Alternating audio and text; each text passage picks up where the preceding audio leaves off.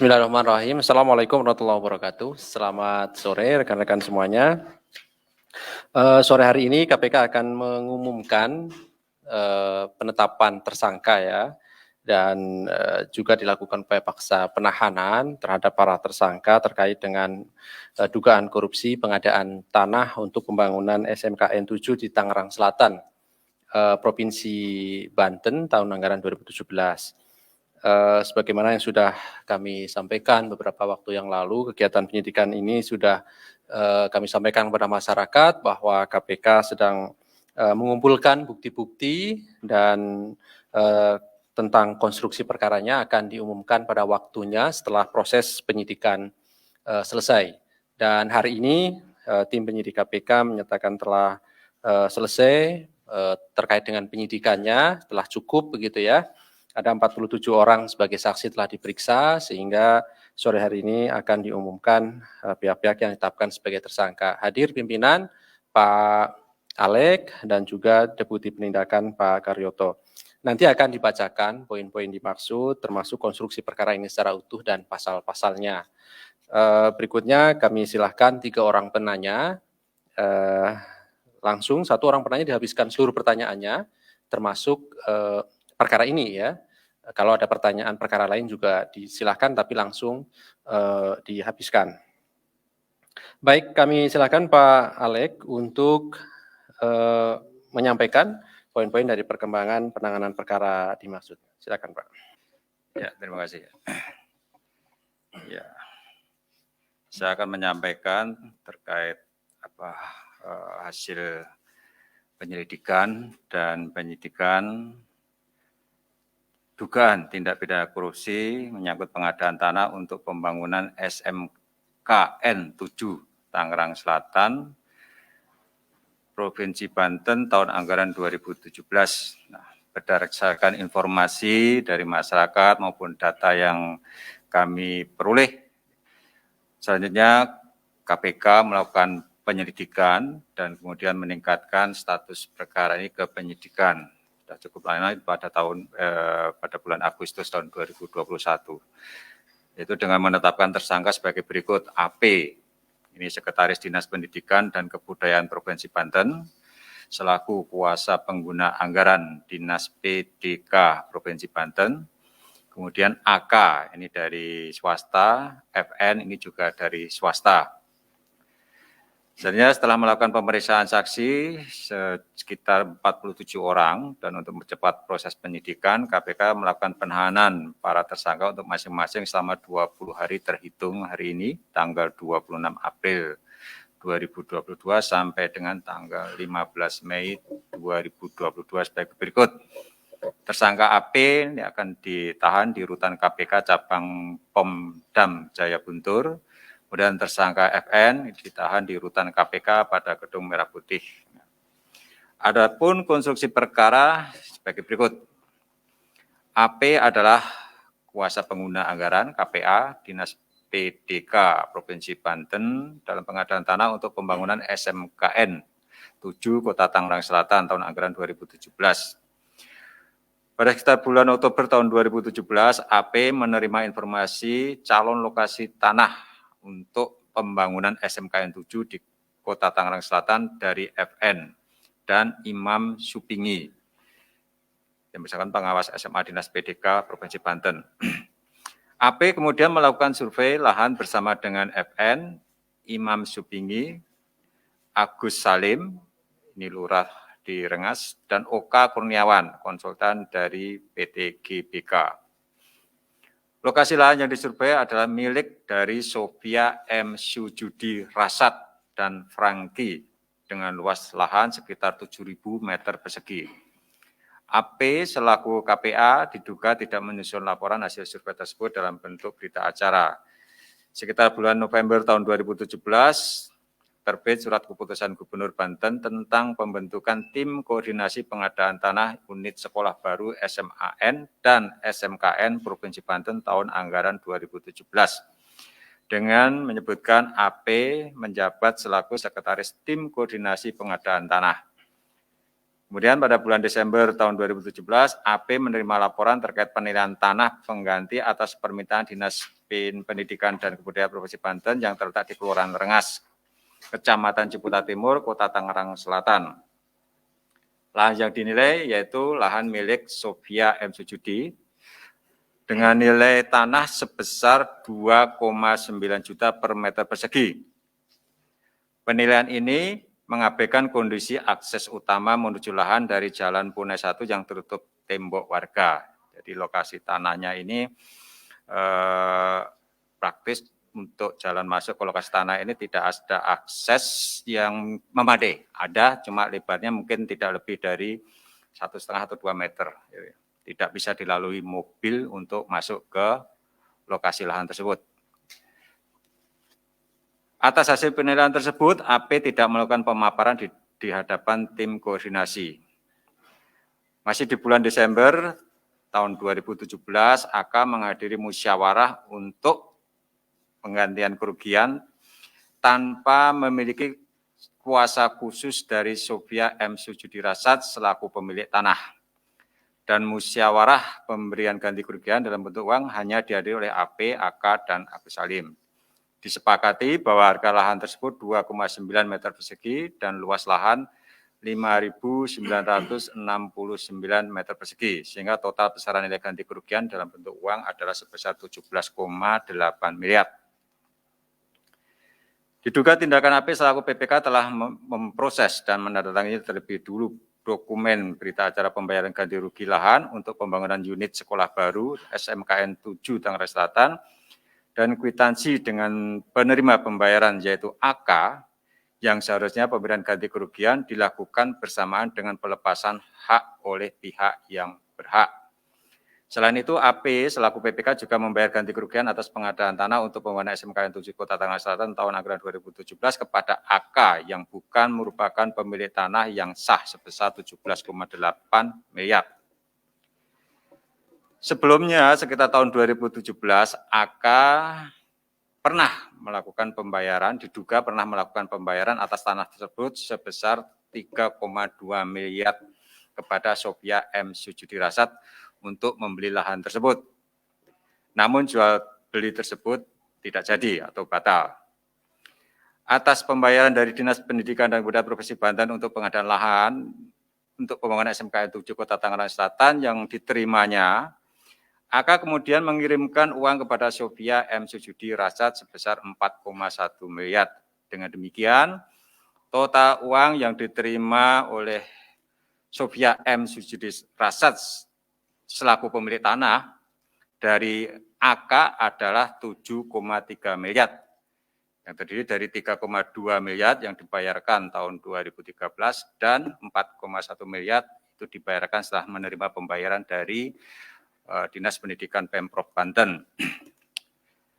Bahwa akibat perbuatan AK tersebut terdapat beberapa pihak yang diduga menerima keuntungan dari pengadaan lahan untuk pembangunan SMKN 7 Kota Tangerang Selatan sebagaimana laporan hasil audit investigasi BPKP. Perwakilan Provinsi Banten yang diduga merugikan keuangan negara daerah sebesar 10,5 miliar. Ini diperoleh dari angka 17,8 miliar dikurangi dengan 7,3 miliar yang diterima oleh pemilik tanah yang sebenarnya. Ya, ada selisih 10,5 miliar yang antara lain diterima oleh AK sebesar 9 miliar dan diterima FN sejumlah 1,5 miliar. Perbuatan para tersangka diduga bertentangan dengan Undang-Undang Nomor 2 Tahun 2012 tentang pengadaan tanah bagi pembangunan untuk kepentingan umum. Peraturan Presiden Nomor 71 Tahun 2012 tentang penyelenggaraan pengadaan tanah bagi pembangunan untuk kepentingan umum, Peraturan Gubernur Banten Nomor 72 Tahun 2014 tentang pedoman pengadaan tanah bagi pembangunan untuk kepentingan umum skala kecil di Provinsi Banten, dan Peraturan Kepala Badan Pertanahan Nasional RI Nomor 5 Tahun 2012 tentang petunjuk teknis pelaksanaan pengadaan tanah. Atas perbuatan para tersangka disangkakan melanggar Pasal 2 Ayat 1 atau Pasal 3 Undang-Undang Nomor 31 Tahun 99 tentang Pemberantasan Tindak Pidana Korupsi sebagaimana telah diubah dengan Undang-Undang Nomor 20 Tahun 2001 tentang perubahan atas Undang-Undang Nomor 31 Tahun 1999 tentang pemberantasan tindak pidana korupsi junto pasal 55 ayat 1 ke 1 KUHP. Demikian saya sampaikan. Terima kasih. Baik, terima kasih Pak Alek yang telah membacakan poin dimaksud. Pada prinsipnya KPK mengumumkan 3 orang sebagai tersangka dan 2 orang dilakukan penahanan sampai 15 Mei 2022, yaitu AP dan FN. Berikutnya kami silakan. Iya, 1, kemudian 2. Ada lagi yang di belakang? Kami beri kesempatan 3 orang. Oke, 2 dulu ya, silakan. Mas Mario ya. Ya, terima kasih. Saya Mario dari Metro TV. Pertanyaan saya pertama, saya pernah mewawancarai Imam Supingi. Dia mengatakan ada dugaan kuat, ada peran lurah setempat dalam proses awal pengadaan tanah di sana. Nah, kemudian yang saya belum nyampe itu soal kerugian negara 10,5 miliar ini, apakah sudah termasuk 2 unit mobil yang disita oleh KPK? Ketiga, sejauh mana peran Pemprov Banten khususnya dalam kasus ini? Artinya apakah memang hanya di level AP saja atau memang kepala dinasnya, misal dinas pendidikan juga mengetahui bahkan terlibat. Dan ketiga, peran Imam Supingi ini seperti apa? Bahwa dia sendiri kan kepala sekolah SMK 8. Ini kan SMK 7. Ini apa hubungannya di mana nih? Interseksinya apa karena hanya perintah dia sama-sama kepala sekolah kemudian ikut survei, diperintahkan ikut survei oleh AP dan atasannya, atau memang imam ini memiliki peran juga dalam hal menentukan lokasi atau memang ya ikut kecipratan fee atau apa gitu. Ini kan tadi yang pertanyaan saya yang ketiga itu. Nah, untuk kasus lain hari ini diperiksa 2 tersangka EKTP kalau nggak salah, 1 Isnu Wijaya, yang satu lagi perancang chipnya EKTP Husni Fahmi. Ini hari ini agendanya apa sih sebenarnya? Terus kemudian apa memang ada perpanjangan saja atau sejauh mana dari update dari perkembangan kasus EKTP ini gitu loh. Nah, selanjutnya saya mau nanya lagi soal kasus bahwa pekan lalu kalau nggak salah tim itu sempat ingin menjemput paksa mantan Bupati Sidoarjo Saiful Ilah karena sudah dipanggil 2 kali secara patut tidak hadir dalam kasus dugaan TPPU kalau nggak salah. Apakah memang benar dilakukan penjemputan dan kemudian dengan kondisi sakit sehingga tidak jadi dibawa dan akan hadir sendiri atau bahkan mau dijemput lagi, saya kurang tahu sejauh mana sih apa memang sudah benar akan ada penahanan terhadap Bupati Sidoarjo Saiful Ilah terkait pemeriksaan ini kan sudah banyak juga saksi-saksi sampai yang pemilik Empire Palace diperiksa, hotel paling mewah di Jawa Timur diperiksa, terus beberapa pengusaha terkait gratifikasi atau yang lainnya. Itu dulu, makasih. Mas Mario, ayo berikutnya. Saya mau nanya tadi ada 1 tersangka yang belum ditahan. Nah itu kenapa dia belum ditahan daripada 2 ini?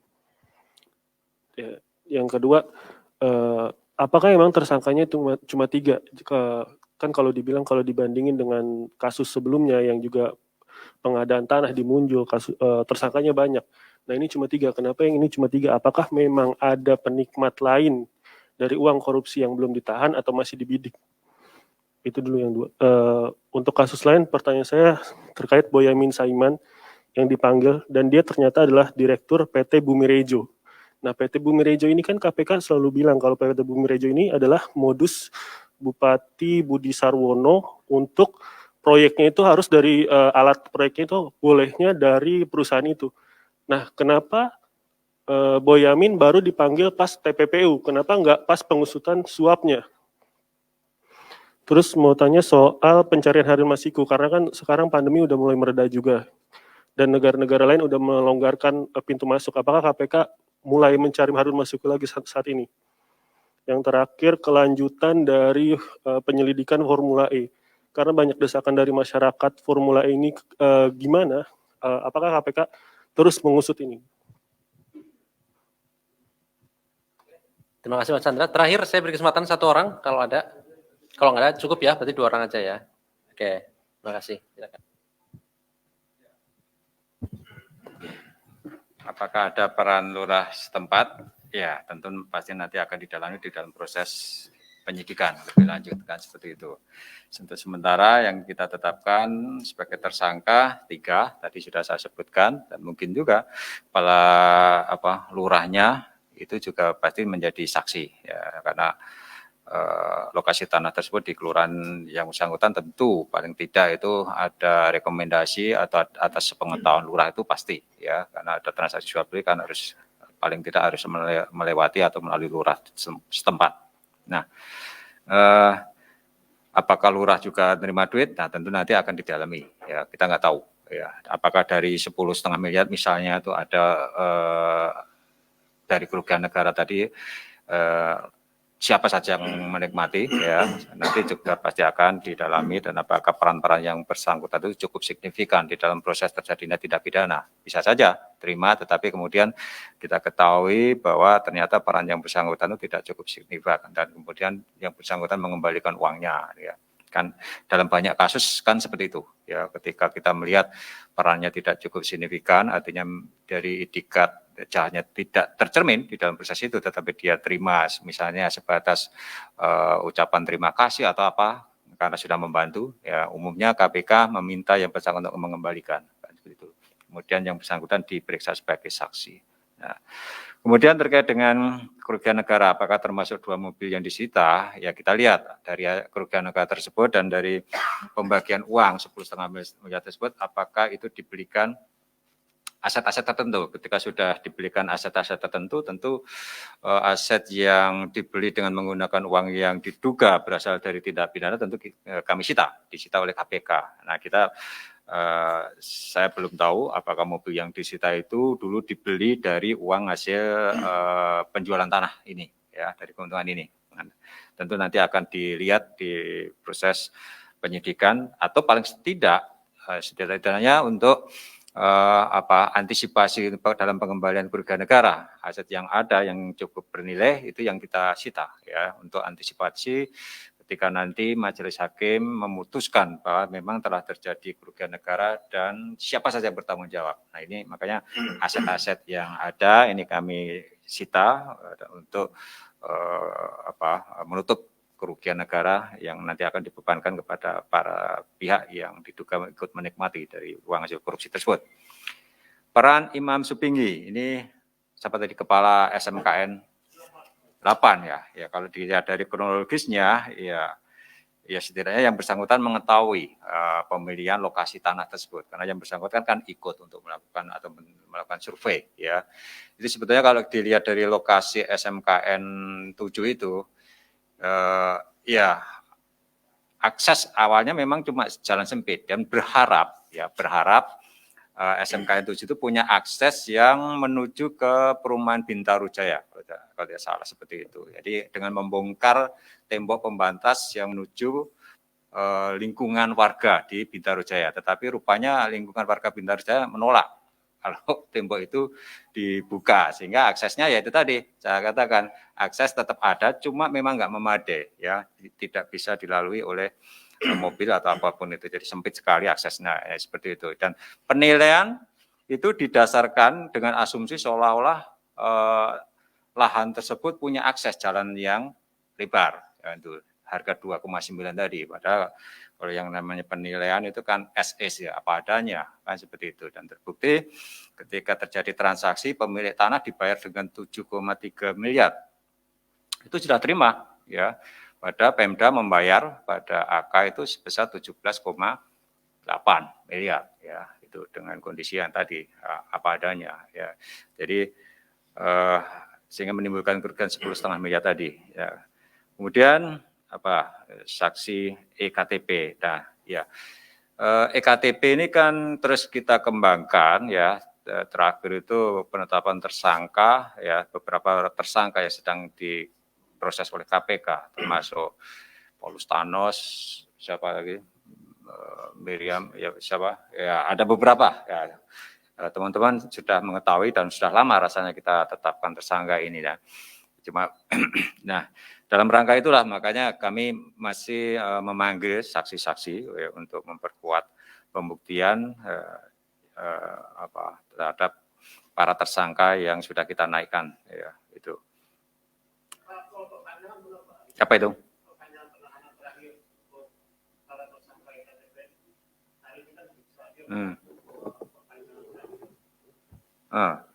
Saya yang sudah ditahan siapa saya nggak tahu. Nah, coba nanti dicek lagi di luar yang sudah ditahan siapa saja gitu kan. Nah, kemudian terkait Saiful Ilah, apakah akan dijemput paksa dan kenapa tidak? Apa yang bersangkutan sakit? Nah, mungkin nanti Pak Deputi Penindakan yang bisa menjelaskan kondisi dan perkembangannya untuk perkara TPU-nya atau perkara yang mana itu kan. Kemudian Sekretaris Dinas kenapa belum ditahan? Ini juga pertimbangan dari penyidik.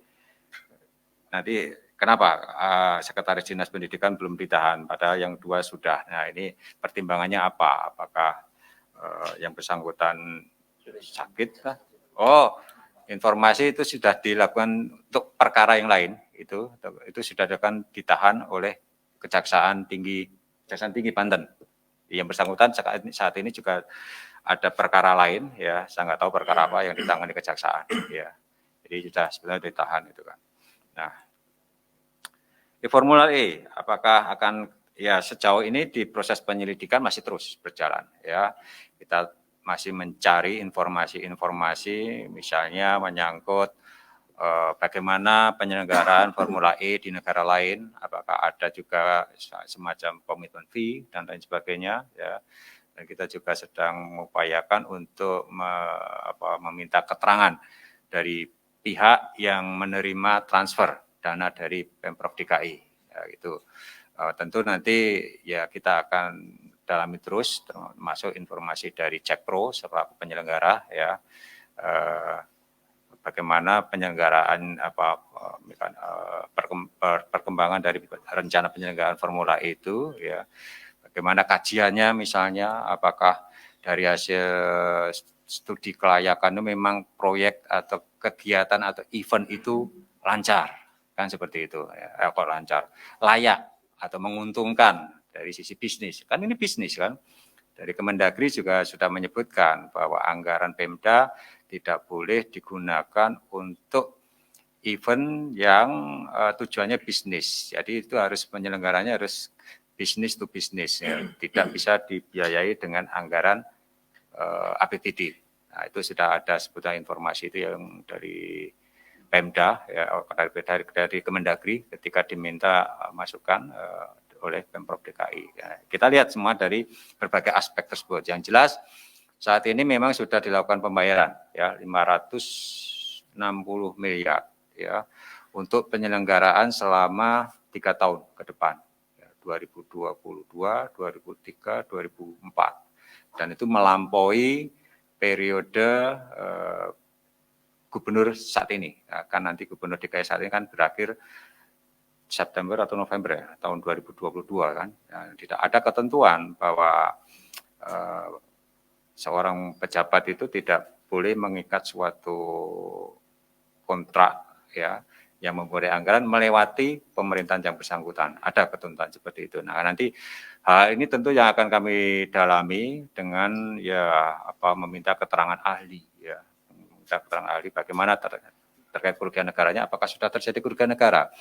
Karena sifatnya masih uang muka, ya biaya dibayar di muka. Dan ini masih tercatat sebagai asetnya. Tercatat sebagai aset di dalam laporan keuangan Pemprov DKI ya. Belum masuk biaya. Nah, bagaimana nanti pembiayaannya? Ya, kita lihat nanti penyelenggaraan bulan Juni mungkin diamortisasi atau hapuskan sepertiga dari biayanya, karena biaya itu kan untuk 3 tahun, jadi tahun ini. Nah, bagaimana bentuk pertanggungjawabannya? Nah, kan itu semua nanti akan kita lihat bagaimana Dinas Olahraga itu mempertanggungjawabkan pembayaran yang dia lakukan. Nah, itu termasuk mekanisme pembiayaannya bagaimana. Karena apa? Itu uang keluar dari kas daerah, bukan keluar dari Cekpro. Kan itu. Nah, ini masih kami dalami dalam proses penyelidikan. Jadi masih banyak informasi yang perlu kita gali lebih lanjut terkait mekanisme pembayaran dan penyelenggaraan dari e-formula sendiri. Apalagi tadi? Selebihnya mungkin.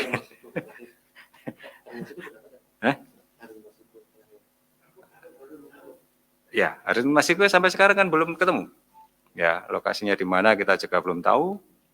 Nah, tapi upaya-upaya itu tetap terus kita lakukan. Tentu kita nggak akan menghentikan penyidikan karena kan yang bersangkutan sudah juga kita tetapkan sebagai tersangka, ya karena hanya karena status jabatan DPO sehingga kita padahal kalau dari sisi keterangan saksi-saksi saya pikir sudah cukup pada saat kita KPK melakukan penyidikan terhadap komisioner KPU ya keterangannya lebih kurang sama dan kita juga sudah melihat peran dari Harun Masiku tadi. Jadi status sudah jelas yang bersangkutan tersangka. Ya tinggal cepat atau lambat kalau yang bersangkutan ketemu tentu langsung kita tahan. Seperti itu. Baik, terima kasih Pak Alek. Mungkin Pak Deputi ada nama tadi dari yang PT Bumirejo belum? Terima kasih Pak Ali. Assalamualaikum warahmatullahi wabarakatuh. Rekan-rekan media yang saya cintai dan banggakan, masyarakat Indonesia yang kami cintai. Satu mungkin yang belum terjawab, Boyamin Saiman tadi. Ini memang munculnya kenapa belakangan, memang dari fakta persidangan ternyata muncul nama ini sebagai salah satu pejabat di PT itu. Prinsipnya setelah adanya ini, jaksa membuat laporan kepada penyidik, penyidik terus melakukan pendalaman. Ya, nanti kalau memang di situ secara struktural yang bersangkutan menjabat apa atau apa, nah kita lihat bagaimana korelasi dengan apa yang terjadi terhadap TPPU-nya ini. Ya, intinya kita tetap sedang melakukan pendalaman. Kemudian masalah beberapa DPO kita tidak bicara secara khusus Harun Masiku dan siapa saja. Tentunya ini menjadi kewajiban kami untuk melakukan pencarian. Dan ya bersyukur situasi sekarang pandemi sudah mulai menurun, mudah-mudahan semakin hari semakin menurun dan pada saatnya akan hilang. Dan ini menjadi kita sebagai para penyidik ini mempunyai akses yang cukup untuk bergerak mencari baik di sini, di dalam negeri maupun di luar negeri. Mungkin itu aja. Terima kasih. Oke, baik. Saya kira ya.